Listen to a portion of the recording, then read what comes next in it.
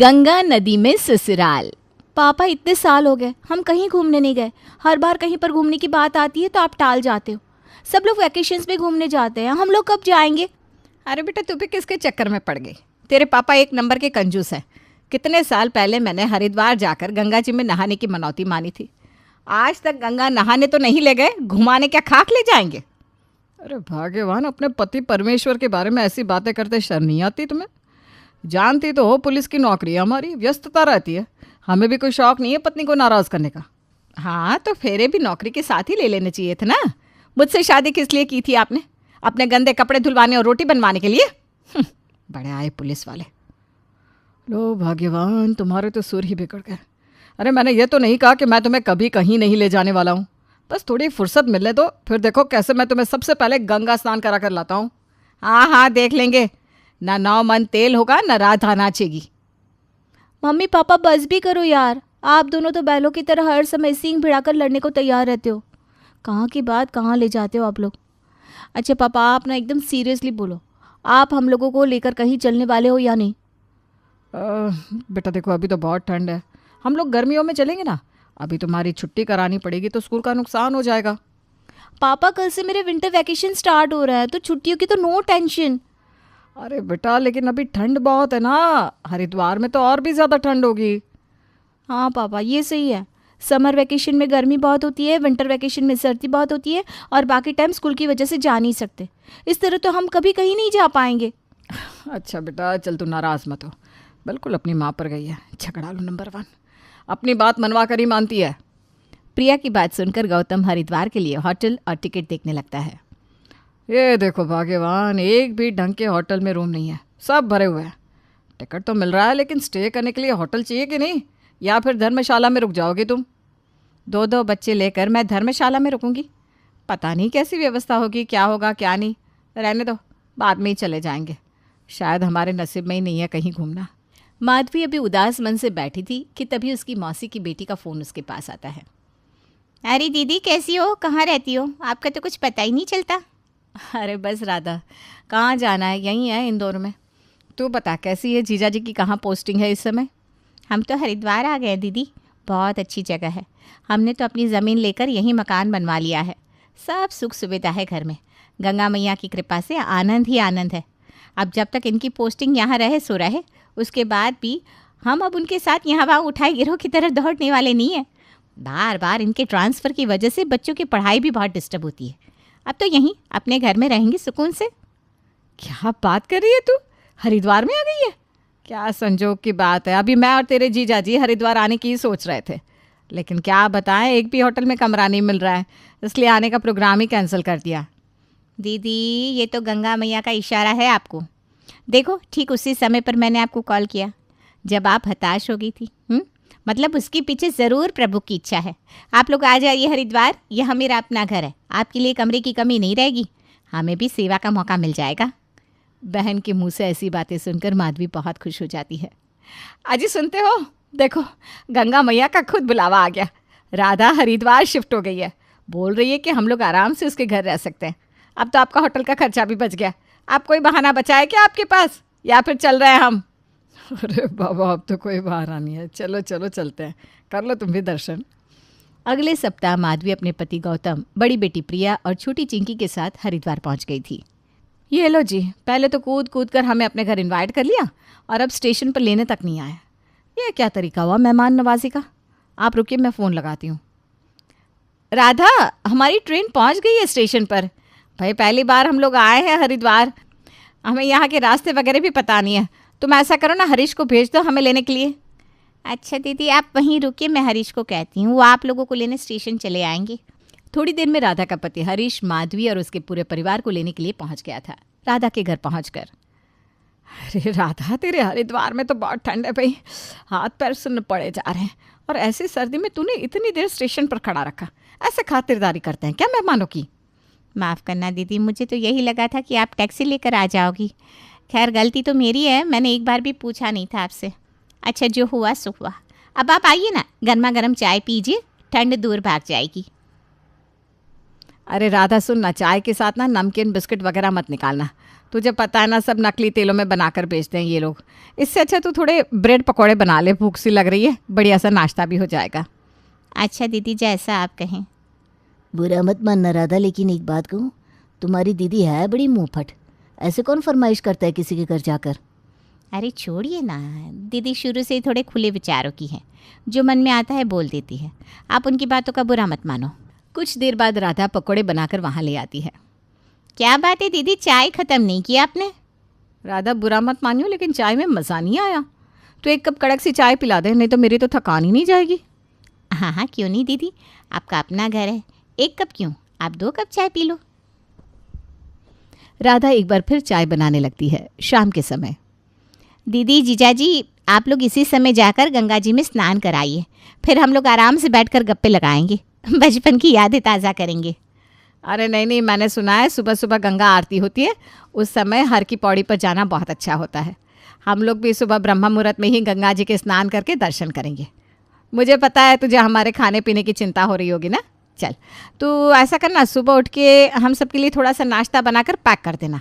और हाँ, सवेरे ज़्यादा कुछ नहीं बनाना, हाँ बस 1 कप चाय बना देना, बाकी आलू के पराठे उधर ले जाकर हम दर्शन करने के बाद वहाँ नाश्ता कर लेंगे। अब ऐसे भी तो अच्छा नहीं लगता ना कि घर से ही खाकर चले जाए। ये क्या मुसीबत है, सुबह 4 बजे उठकर कौन चाय नाश्ता बनाएगा? अरे 2 घंटे का काम था, 10 बजे तक घर आकर चाय नाश्ता कर लेते ये लोग। अब क्या करूं, दीदी ने खुद से कहा है, इनकार भी नहीं कर सकती। अगले दिन सुबह 4 बजे उठकर राधा सबके लिए चाय नाश्ता बनाकर टिफ़िन में पैक कर देती है और 1 घंटे बाद ठीक 5 बजे माधवी अपने परिवार के साथ गंगा स्नान के लिए निकल जाती है। हर की पौड़ी पर पहुंचकर, मम्मी इतनी ठंड में यहाँ पर खड़ा भी नहीं हुआ जा रहा। इस बर्फ से पानी में मैं तो नहीं नहा सकती, मैंने तो दूर से ही हाथ जोड़ लिए, आप अपना देख लो। वैसे भी मन्नत तो आपने मांगी थी ना, हमारा नहाना कोई कंपलसरी नहीं है। सही बताओ तो बेटा, यहाँ आकर तो मेरी हिम्मत भी जवाब दे गई है। यहाँ पर ज़्यादा देर तक खड़े रहे ना तो मेरी तो कुल्फ़ी ही जम जाएगी।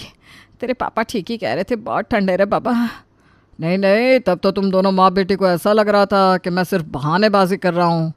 अब तुम लोग यहाँ आए हो ना तो मैं सबको नहला कर ही ले जाऊँगा। अरे छोड़िए ना, क्यों ज़िद कर रहे हैं? ऐसा करो, सब लोग गंगा जी में थोड़ा सा पैर डुबा के बाकी शरीर पर हल्के से गंगा जल से छींटे लगा लो। और तुम्हारी मौसी ने जो नाश्ता वगैरह दिया है ना, चुपचाप कोने में बैठकर उसे खा लो। पर यहाँ से वापस राधा के घर के लिए निकल जाते हैं। कैसी बात करते हैं, मौसम देखिए आप, बर्फीला हो रखा है। इस बर्फीले पानी में पैर डालकर क्यों बच्चों को ठंड लगाना चाह रहे हैं? रहने दो बच्चों, पानी में पैर डालने की भी कोई ज़रूरत नहीं है।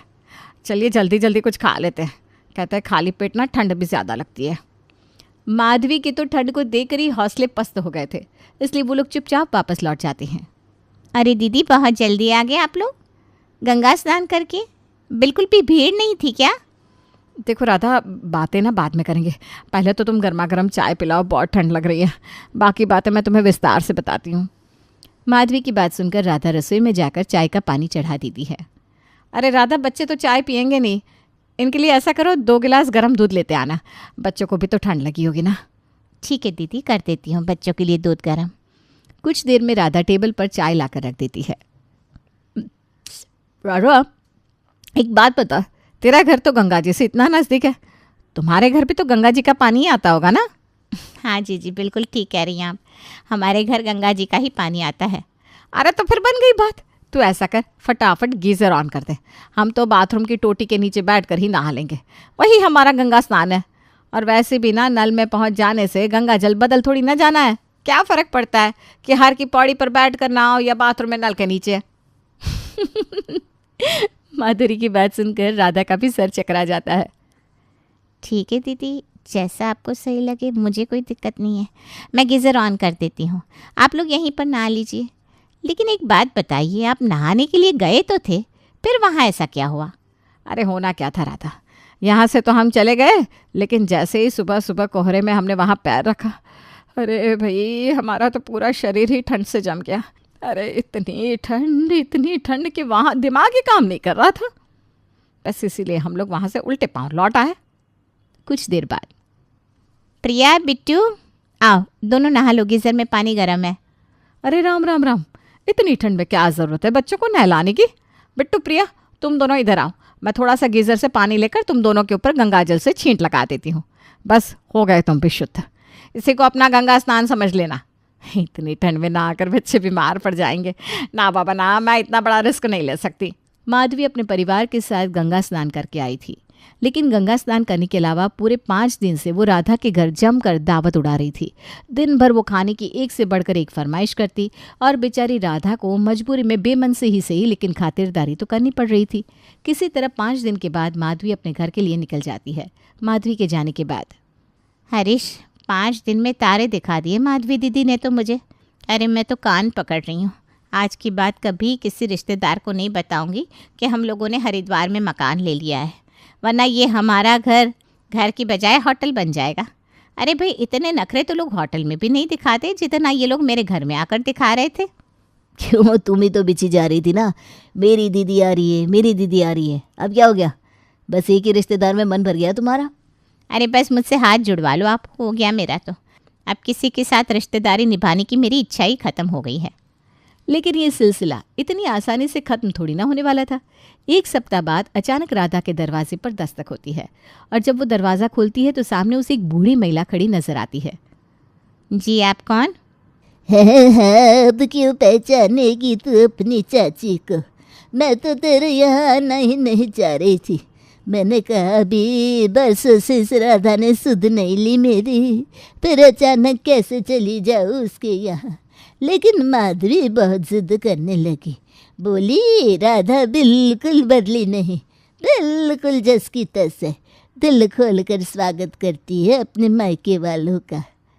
अरे अभी याद आया तुझे कि मैं चलूं? आप कहीं लामपुर वाली मौसी की ननद तो नहीं हो? अब सही पकड़ा तूने। हाँ बेटा, मैं लामपुर वाली चाची हूँ, लेकिन हम ना बड़े नाराज है तुझसे। जब हरिद्वार में घर है तेरा तो कभी बताया क्यों नहीं? कितने सालों से मेरा अरमान था कि मैं गंगा जी घूमने जाऊँ, लेकिन क्या बताऊँ बेटा, एक दिन में आना जाना भाग दौड़ करना मुझसे नहीं हो पाता।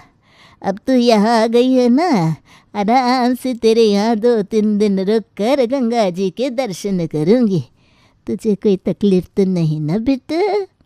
अरे नहीं चाची जी, अब आप आ ही गई है तो आराम से रहिए।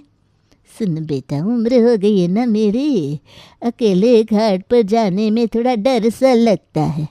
तो ऐसा करना, दामाद जी को कहकर गाड़ी से ही पूरा हरिद्वार घुमा देना हम। और बेटा, बड़े बुजुर्गों की सेवा भी ना सबको नसीब नहीं होती। हाँ चाची जी, बिल्कुल ठीक कह रही हैं आप। ठीक है, आप निश्चिंत रहिए, मैं हरीश से बोलकर आपके हरिद्वार घूमने की व्यवस्था कर देती हूँ। आप बैठिए, तब तक मैं आपके लिए चाय नाश्ते का इंतज़ाम करती हूँ। ये लो, तुम्हारी एक और रिश्तेदार आ गई। अब देखो माधवी, दीदी की खूब खातिरदारी करके तुमने भेजा। अब वो कैसे एक एक करके तुम्हारे हरिद्वार में होने का प्रचार करके सबको भेजती है यहाँ। आगे आगे देखो होता है क्या। चाची जी को आए हुए 6 दिन हो चुके थे। अपनी तरफ से राधा उन्हें लगभग सब कुछ दिखा चुकी थी, लेकिन उसके बाद भी चाची जी तो जाने का नाम ही नहीं ले रही थी। हरीश, कुछ करो ना, मैं थक गई हूँ खातिरदारी कर कर के। अपना तो मैं कभी कभार एक वक्त का खाना बनाकर दूसरे वक्त भी खा लेती थी, कभी बाहर से खाना मंगवा लेती थी, लेकिन जब से चाची आई है उनके लिए तीनों टाइम अलग अलग खाना बनाना पड़ता है।